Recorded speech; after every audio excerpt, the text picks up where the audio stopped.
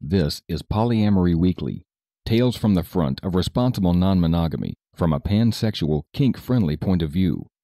A warning for our under 18 listeners.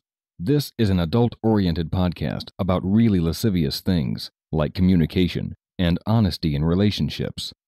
If you're under 18 and looking for upfront advice and answers to questions about sex, please visit scarletteen.com.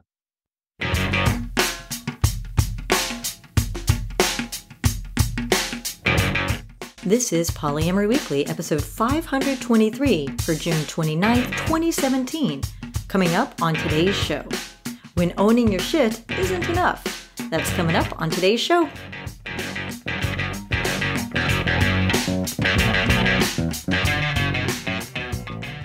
Hello everyone, I'm your host Minx, coming at you solo today, and we have all kinds of yummy content to talk about. The first of which is a reminder announcement that Lusty Guy and I will be at Poly Dallas Millennium. So if you're in Texas or in the Dallas area, we'll provide a link in the show notes where you can register for that fabulous event, which promises to be just as amazing as it has reportedly been in the last few years.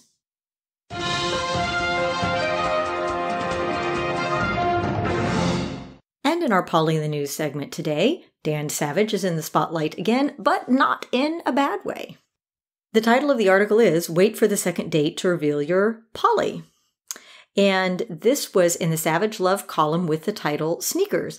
And basically it was a straight gal, monogamous, and went on a date with someone and who revealed on the second date that he was poly. But oh no, she writes, by then I was infatuated and felt like I wasn't in control of my actions. So what I've learned is that poly couples often seek out others to create NRE or new relationship energy, which may help save their relationship in the long run. I was deeply hurt to learn about NRE. What about the people who are dragged into a situation by some charmer? Oh dear. Well, happily, Dan Savage contacted Franklin Vo, co-author of More Than Two, to help answer this question. And of course, Franklin did, as you would expect, an absolutely fantastic job.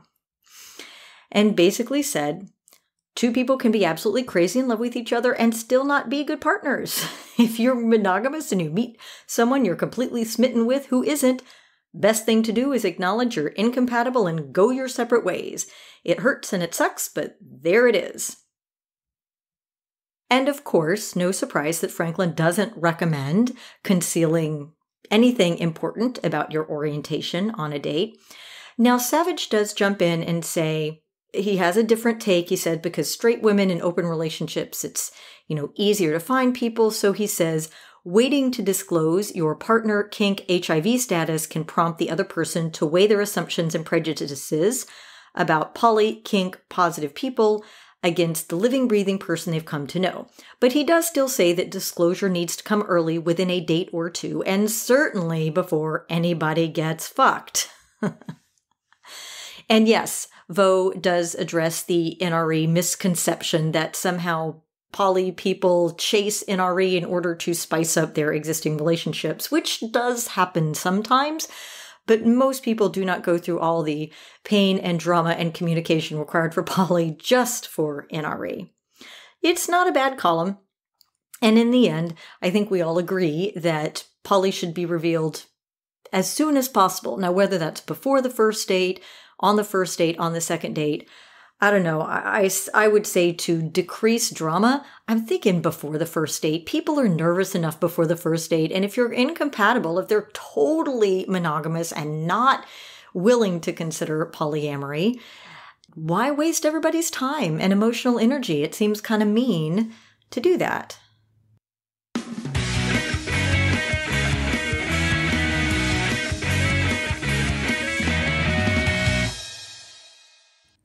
And our topic this week is about owning your shit, which Lusty Guy and I talk about quite a bit in our communication classes, in our Kicking Polydrama on Its Ass class.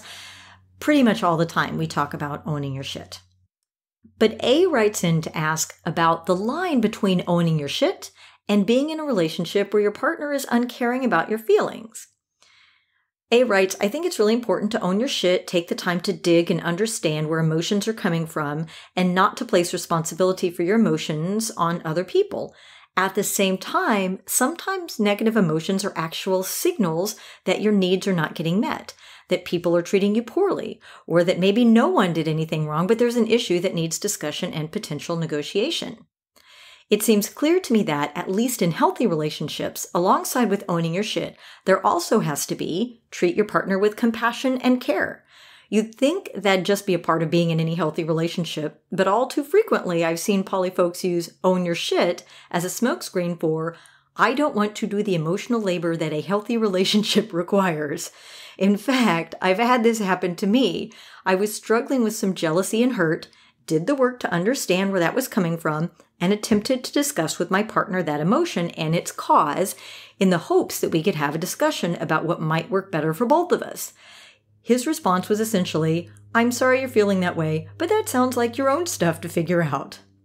Minx, where does it make sense to draw the line between a healthy owning your shit and putting up with behavior that is uncaring and dismissive from partners? And when we talk about owning our shit, can we also talk about what that actually looks like for both sides and about the importance of care and compassion to go along with it? Why, yes, yes, we can. This is the part where I have to say the things that Lusty Guy and I teach in our classes and write in our books and talk about on the show, it's like the Bible. You don't get to pick and choose the parts that you like and then ignore the rest. So if anybody out there is thinking, oh, my partner needs to own her shit, but I don't need to own mine, or my partner needs to own her shit, but I don't have to listen to any of the other things that Minx and Lusty Guy said in that same talk when they were talking about owning their shit, well, then fuck you. You don't get to pick and choose the parts that are easier for you so you can dismiss your partner's feelings. The truth is, whenever we teach the Kicking Polydrama on its Ass class and the communications class, along with owning your shit, we say a lot of other things, including assume goodwill all around, ask for what you want, listen to your partner, and if your partner is brave enough to own their shit, we have a whole slide about how you should appreciate that and thank them because owning your shit is hard. Also, we have talked about this particular instance. This comes up in class because I've had this happen too, where I own my part of a misunderstanding or a disagreement or a particular relationship dynamic. This was with a metamour of mine. And, I said, this is what I feel like and this is what's going on, blah, blah, blah, blah, blah, blah. And she's like, yeah, that kind of sucks for you. And in the book that I had read, it said that generally the other person will then say, oh, well, you're right. And I could have done this differently too. And here's how I contributed to this situation. And I'm like, wait, she didn't do what they did in the book. So I've had this happen too.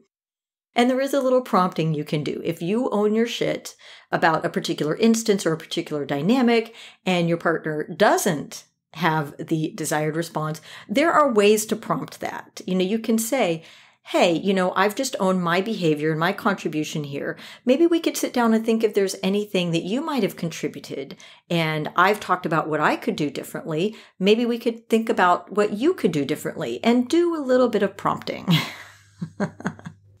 So yes, owning your shit was never supposed to be done in isolation. And we always put this caveat on when we talk about it in our classes. And that is that all of the advice that we give about good communication and owning your shit is absent situations of abuse. If you're in an abusive situation, whether that be emotional or physical, please put yourself and your safety first and do not worry about owning your shit or any of the other advice that we have. Take care of yourself, get to a safe, emotional, and or physical space. Now, if there's ever any doubt, or maybe you haven't been able to take the Kicking Polydrama on its Ass entire course, so maybe you didn't get the full context for owning your shit. Well, if you are ever unsure, I would say go with your instincts.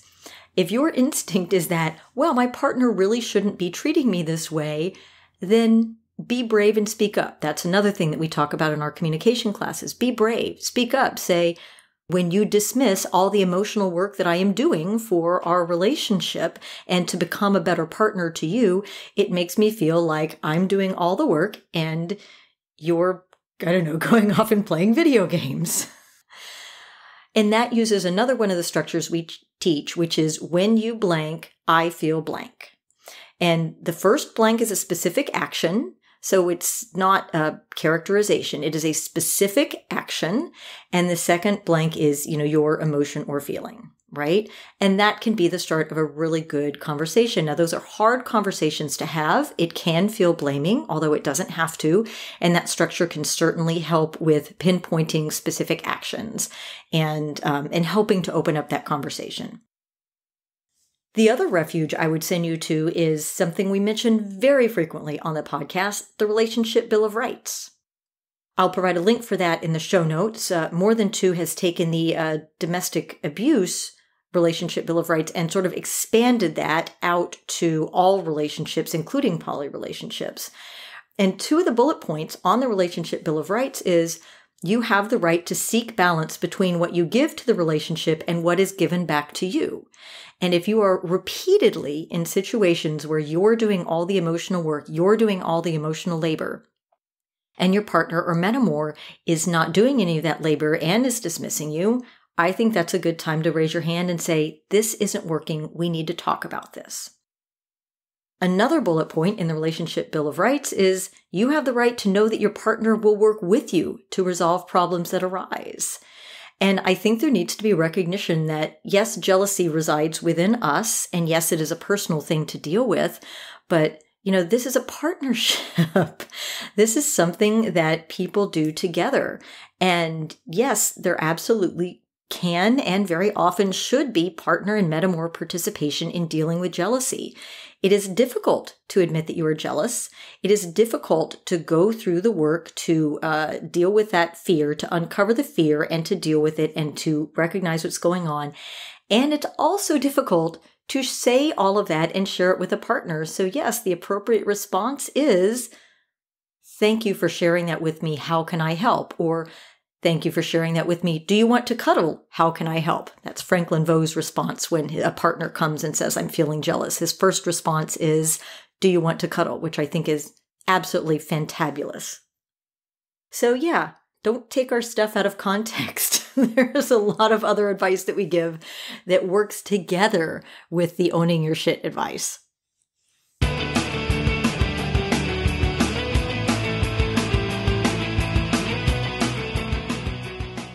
And now that I've gone through most of my email inbox, we have 2 bits of audio feedback, from some of which are from quite a ways back. Hello, Minx. I'm a big fan, just started listening, and I've been having more questions now about polyamory, more than I ever have. And I've been polyamorous for about 2 years. I finally realized what it means to have multiple loves in my life, not only with the metamours or my intimate partners. And my question here today is, why is it okay for heterosexual women to have girlfriends, but it's not okay for heterosexual males to have boyfriends? I have a very good friend, which I love dearly, and I miss him every day because he's in the Navy, and I don't get to see him anymore as much. And I love the man. He's a great person, a genuine soul. And when he was not shipped out, we would hang out a lot, but it always seemed to cross a thin line with everybody who saw us interact. We would talk a lot, we would eye gaze, we would laugh, we would joke, we'll have a lot of bromance. And I'll always introduce them as my boyfriend, and we always laugh about how society looks at us like we are gay, but in fact, we're just very good friends, best friends, and heterosexual by all means. So my question is, why is it okay for women to have girlfriends even though they are straight, and with men it seems whether you're gay or not? Thank you. Well, I don't know where you're getting your rules from, but in my book, it's perfectly okay for girls to have girlfriends and for men to have intimate friendships with men. Have you not heard the term bromance? Now, it is a little bit joking because there is something in our society that says that, men forming intimate friendships is a little quote unquote gay, and that's said in a derogatory sense. But fuck them. Men need friends too.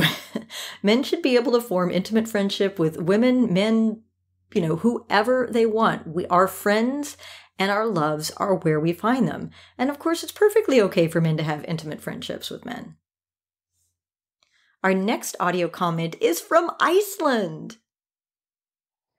Hi, Minx. This is Queen of Sodomy, hailing from Iceland.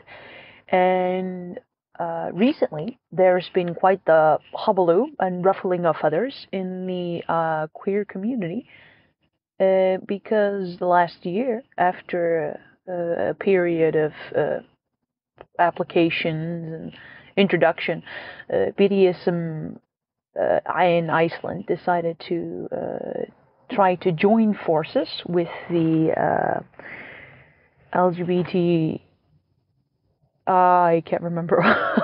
LGBTI. Oh my God, I can't remember. It's too early in the morning for this. Basically, join forces with the queer org in Iceland, and this caused quite the ruffling of feathers to have the BDSM community try to join forces, because there are, as many other clubs and coalitions in Iceland, attempting to, of course, spread some information and, try to teach people what it's all about, an open conversation, and try to strip away the taboo. What this has done is caused quite the ruckus and made a lot of people upset and very, some of them angry as well. And one of the things that has come up, of course, is the whole slippery slope and, what will be next? And yes, there have been some animals mentioned as well. No goats specifically, but yes, some of the people, for example, did mention what next? Poly? And this did raise some questions within the hidden poly societies in Iceland. Is it time to raise our voices, step up, get political, and get public? So first of all, Queen of Sodomy, love that name. And second of all, love Iceland. Lusty Guy and I were fortunate enough to be able to spend a few days in Iceland on our vacation last year, and we absolutely loved it. The Blue Lagoon was amazing. The people were nice and friendly. The food was kind of interesting. And the country was just really beautiful and lovely. So, on to your actual question. Well, there are a couple of different philosophies about this. I know some activists that subscribe to the one fight at a time. For example, when I was working with the TNG group in Chicago, and there were some very active leather and gay groups there.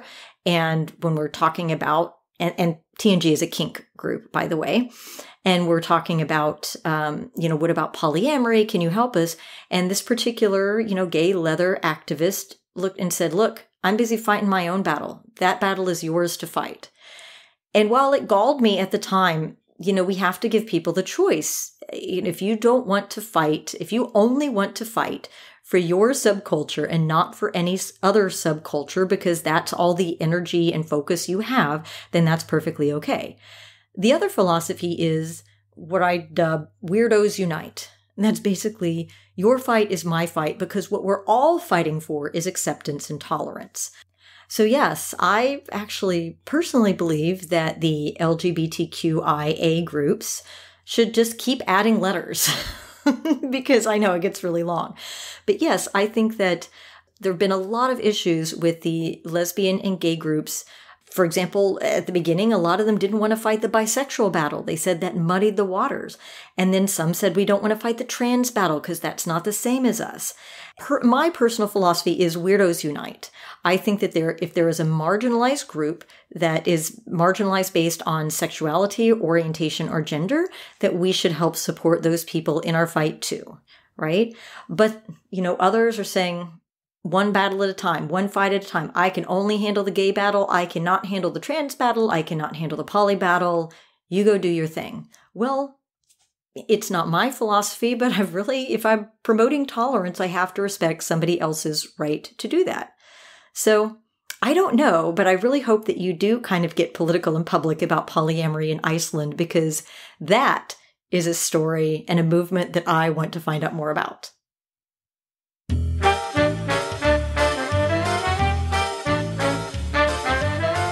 It's time for your Happy Poly Moment of the Week, brought to you by Fubbly polyamorists everywhere.